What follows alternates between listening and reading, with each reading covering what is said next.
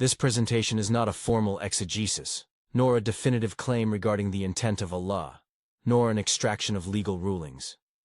It is a reflective contemplation on the structure of the Qur'anic parable, aimed at insight and reflection, while submitting authoritative interpretation to what is established by scholars of knowledge. Whatever is correct is by the grace of Allah, and whatever is mistaken is from the self. And Allah is most knowing and most wise. A reflection on the architecture of the fly parable in the Qur'an. Not every parable in the Qur'an is merely a rhetorical image, and not every creature mentioned therein is intended for mockery or humiliation. In Surah Al-Hajj, the Qur'an presents the human mind with a revealing principle and shatters the arrogance of falsehood, not with a galaxy nor with a mountain, but with a single word, the fly. O people, a parable is set forth, so listen to it. This is not a request for passive hearing, but a command for intellectual attentiveness.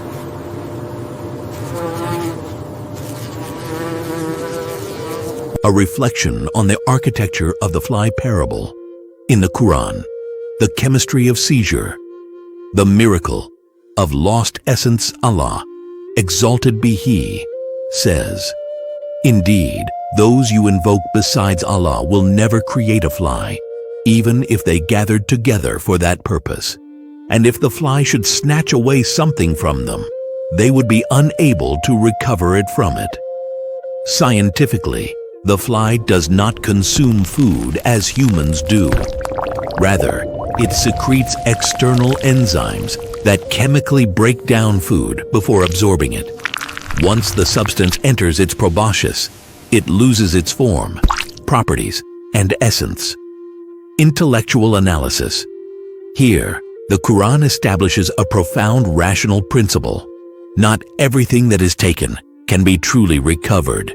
When truth is seized, passes through mouths of desire, and is submerged in enzymes of distortion and justification, it may return in name, but it no longer returns as truth.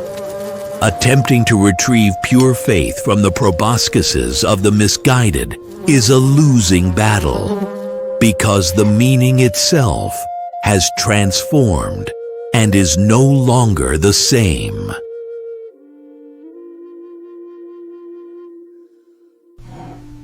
The psychology of aversion, the fitrah as an alarm system.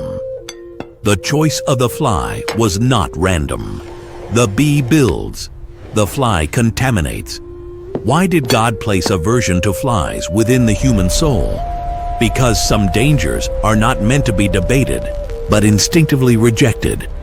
Just as you would discard a plate touched by a fly, even in hunger, so must you reject a corrupted understanding of revelation or an unjust decision disguised as truth. Discarding the contaminated plate is not weakness, but the height of integrity and freedom.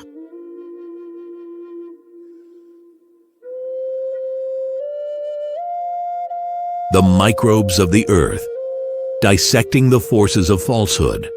The fly builds no hive, produces no honey, and leaves no beneficial trace. It is a parasitic creature, living through transmission and contamination. So too are tyrants, false deities, and corrupt systems. They possess immense power of seizure, but no power of benefit. They strip minds and freedoms, then transform that seizure into moral and intellectual epidemics that spread across the land like microbes.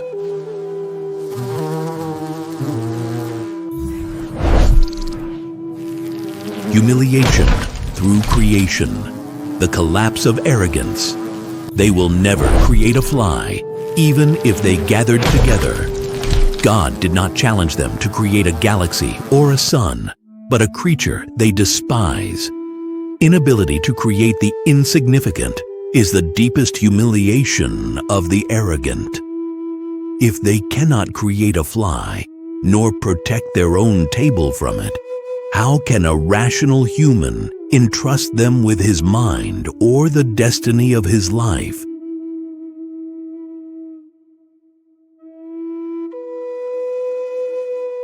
Cosmic differentiation, the fly and the mosquito. The parable of the fly connects with the parable of the mosquito through a single filter, the filter of the heart. Indeed, Allah is not shy to present an example, even that of a mosquito, or what is smaller.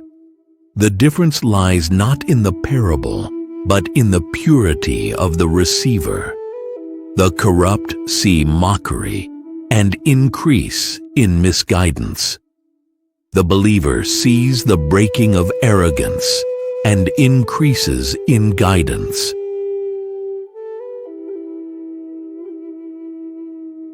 The verse of the fly is a declaration of independence for the human intellect. It teaches that falsehood is a microbe not confronted by glorification, but by conscious aversion, and that truth is a pure trust. Once touched by desire, it transforms. Politically, no loyalty to a power defeated by a fly. Intellectually, no sanctity for an interpretation polluted by desire.